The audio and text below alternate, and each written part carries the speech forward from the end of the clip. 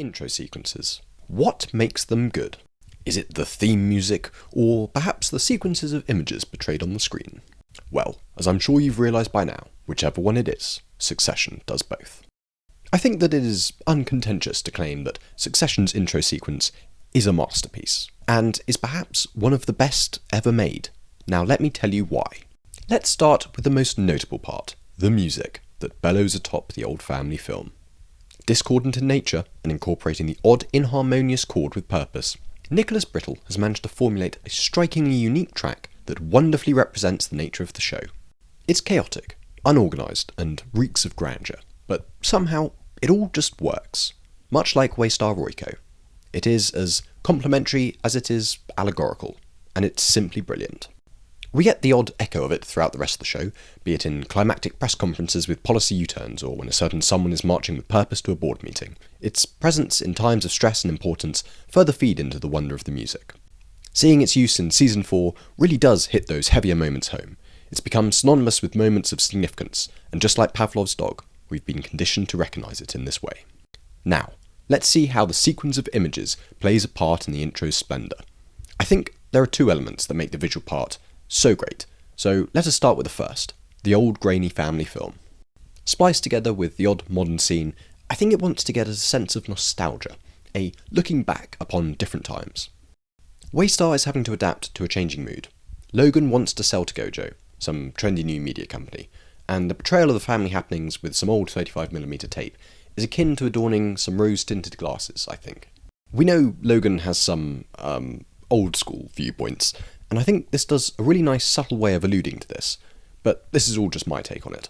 The only clear visual footage we get is of the business in operation, whether it be the printing presses printing or the billboards billboarding. The only thing that is clear here is the business. I'm inclined to say that this is meant to reflect the one constant in Logan's life, the business itself. It is the one thing that is clear to him, and is the cause of his action and his one true love. The contrast between coarse and smooth footage builds on the already established discordancy courtesy of the theme music, so it really is the culmination of all these subtleties that builds on the intro sequence's gravitas.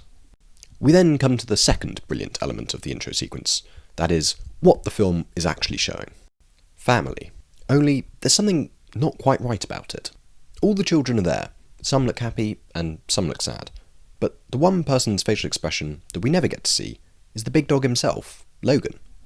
His face never appears in full, or at least front-facing, and this tells us so much before we've even watched a frame of the show, the impact that the absence of their father has had. If we see Logan, he is either walking away, or the visual we do get of him is of the rear. Perhaps his walking away is metaphorically expressing his questionable form of care, with more of an eye for the business, and a total lack of consideration for the duties and responsibilities that parenthood has, which he has literally walked away from. The children always look on. It's almost like they want his attention, which of course they do. They all want to be seen as worthy, because having spent their lives living in the shadow of such a towering figure, they don't quite know what to do with themselves. The only thing they know how to do is to compete for his praise and to hear the words of proudness be uttered in their direction, something that Logan is unfortunately never capable of. The other type of shot that we get of Logan is of the back of his head, almost as if to suggest that when he is there, he's never fully present. We don't quite ever get the full picture, even when we should. His attention just seems to be elsewhere. And when we do get the family photo, no one looks happy, and some of the attire is just absolutely absurd. I mean, some of those lapels are just shocking. But once again, Logan's presence, or lack thereof, tells us so much about what the show is about. Logan appears for a brief second, but not in the photo. The shot is taken, but we do not see him present in it. Rather, he is once again just walking away. The footage implies he was there, just as the kids having grown up with a dad implies he was there as a dad. Only this doesn't seem to be the case in either instance. So, with only a few episodes left of Season 4 now, I'll be taking in as much of the intro sequences as I can. Seeing what happened in Episode 3, with the children's responses to those occurrences, does seem to substantiate at least some of what I've said. But if you have any takes or thoughts on the intro sequences, please put them in the comments below, and thank you for watching.